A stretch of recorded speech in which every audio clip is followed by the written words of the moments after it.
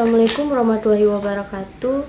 Perkenalkan, nama saya Safirah Nahda Kamila dengan NPM 094124111033. Saya merupakan mahasiswa Fakultas Kedokteran Prodi Farmasi angkatan 24. Baik, di sini saya akan menjelaskan terkait sejarah setelah kedudukan dan fungsi bahasa Indonesia. Jadi, setelah kedudukan dan fungsi bahasa Indonesia ditetapkan, perkembangannya terus berlanjut seiring dengan dinamika sosial, politik, dan teknologi di Indonesia.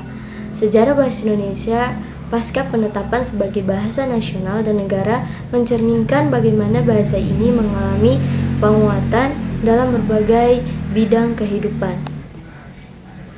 Pada masa awal kemerdekaan, bahasa Indonesia mulai digunakan secara luas dan dalam administrasi pemerintahan, pendidikan, dan perundang-undangan.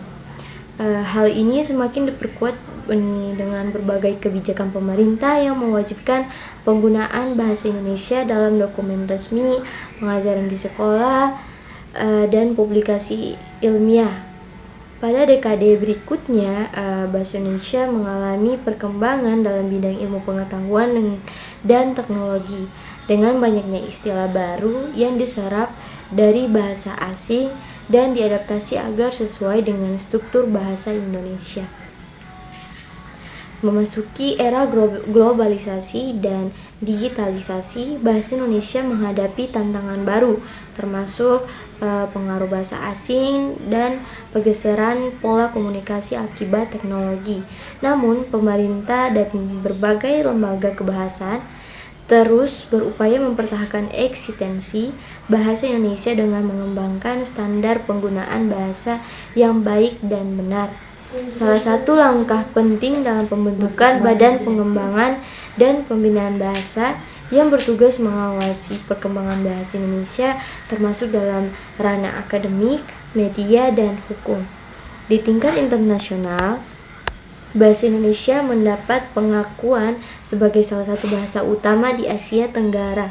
Beberapa negara seperti Australia, Jepang, dan Korea Selatan mulai memasukkan bahasa Indonesia dalam kurikulum pendidikan mereka.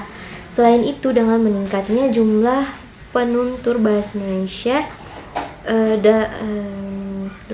di dunia digital, bahasa Indonesia ini semakin berkembang dalam media sosial, teknologi informasi, dan komunikasi global.